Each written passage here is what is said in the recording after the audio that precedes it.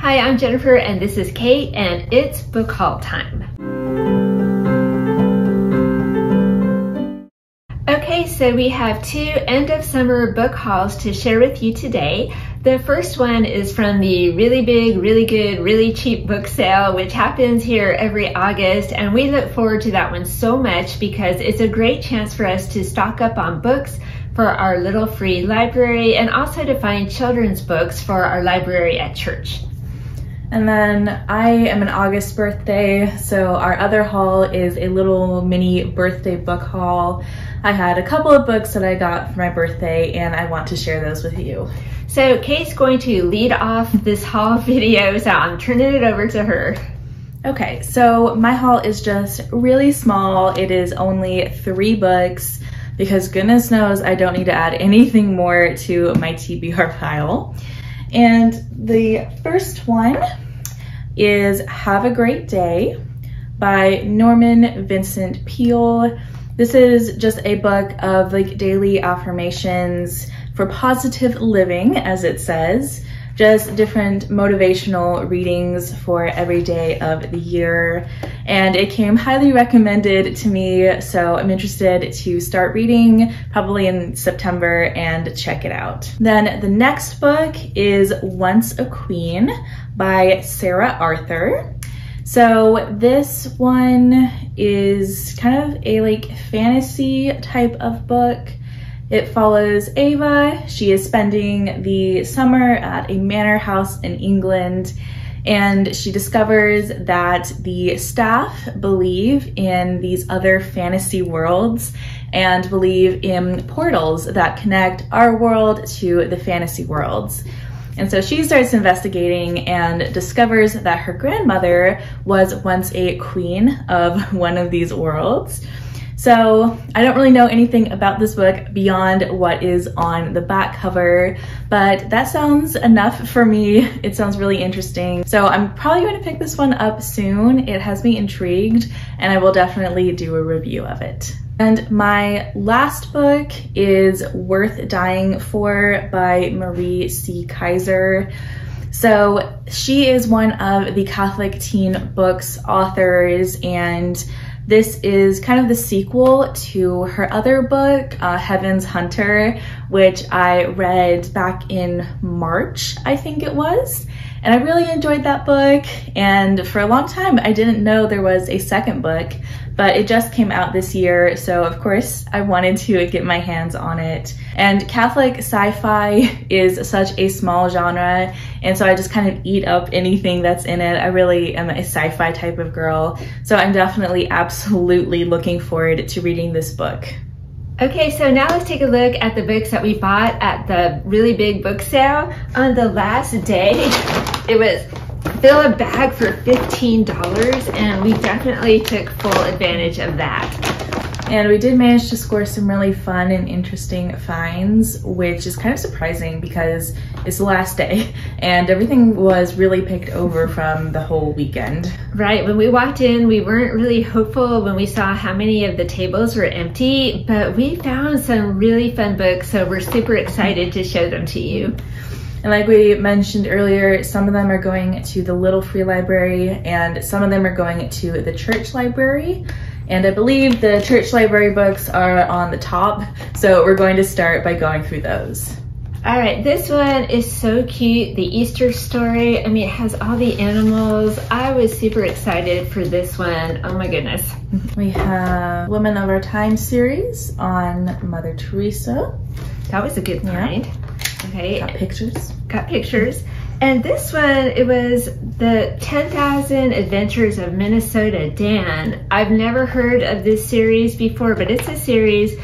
But this one is all about his trip to Rome, and it's got tons of great information in here about all the Catholic things in Rome, the Basilica of St. Peter, St. Francis, Assisi. I thought this was a really great find. And we found this one on St. Benedict by Mary Fabian Windiot. You know, we love her books. We love her like saint series. I have to say that these stickers that they put on the sale this year, they do not come off. I have wrestled with them. I don't know. It's like super glued on there. Okay. All right, then we found this one, Joan of Arc. I'm gonna say that this was like the big disappointment from this book haul. Imagine writing a story about Joan of Arc, never mentioning God, never mentioning the saints, never mentioning religion, and here's the book. So this book wins the Booby Prize. Why did we buy this? I bought it, I was so excited, but then when I got home and I read it, this is a fake Catholic book. It is totally wiped clean of any religion. So you just have Joan of Arc hearing voices and deciding she can lead an army, which if she was doing that nowadays, she would like be sent away for psychiatric evaluation. But here it is. Oh my goodness. Then after that, we have Just Nicholas. So this cute little book on St. Nicholas. And Francis of Assisi, this is one that I have never seen before. It looks very good. I haven't read all the way through it, but very promising. And then we have Stregonona's Gift, some Tommy DePaula, you can't go wrong. Wonderful Christmas book. And also 9 Days to Christmas, the story of Las Posadas. This is a classic, beautifully illustrated. Love this book.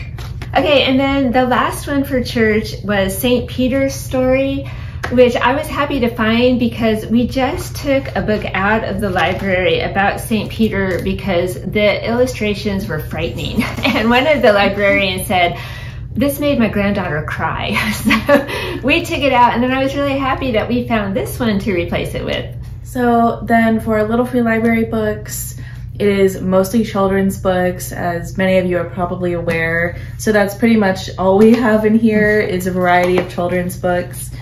So the first one we found is Behind the Secret Window, which is a memoir of a hidden childhood during World War II. It looked really interesting, yeah. And then one of my favorite finds was My Recipes Are for the Birds, all about stuff that you can make for your birds.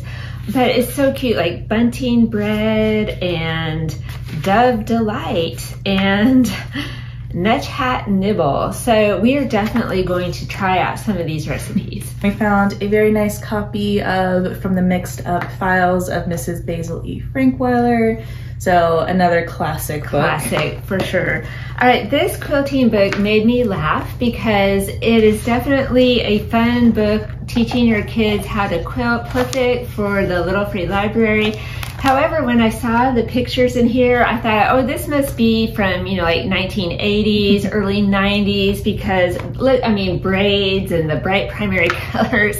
And then I looked inside. This book is actually from 2002. So I don't know, somebody must have just like resurrected it and republished it. I don't know, that just made me laugh.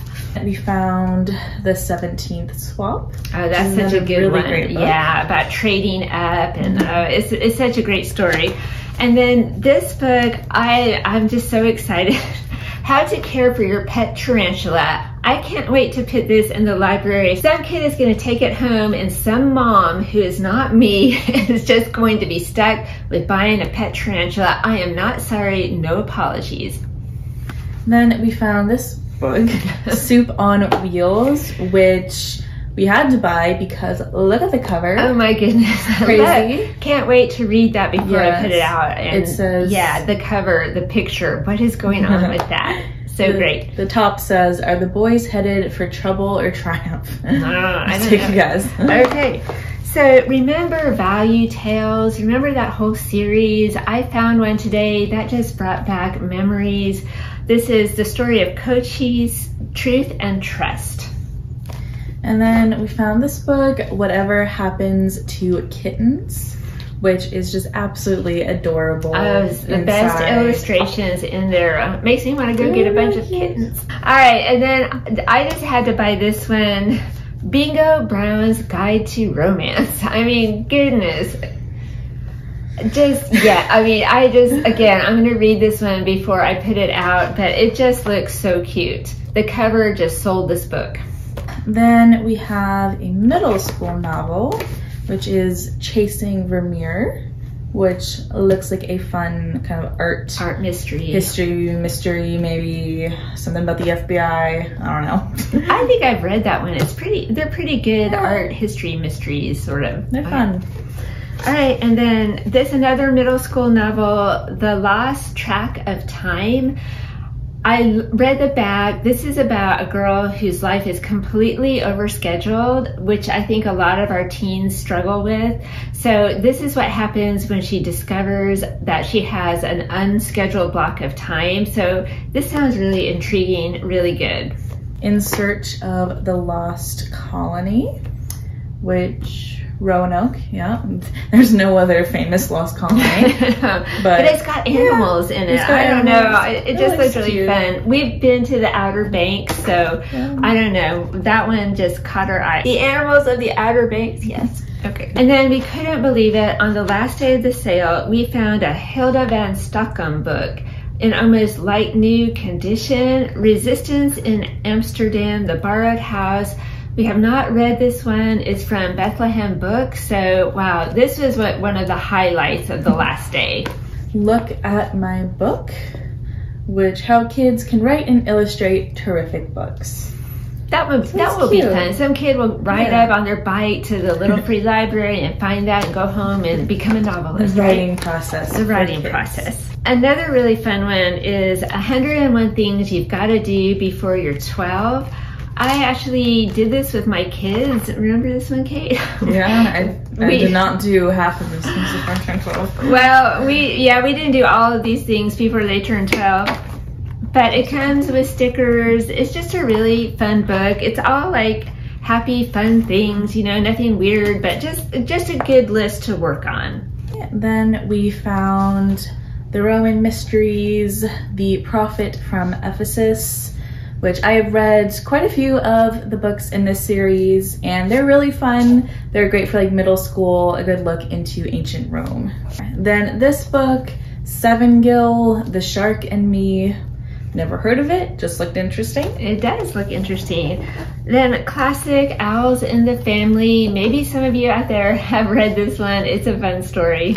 And then lastly, we have Rhymes Around the World by Kay Coro. I think that's how you say her name, but I always love her illustrations. I think they're so sweet, so I was really happy to find this one.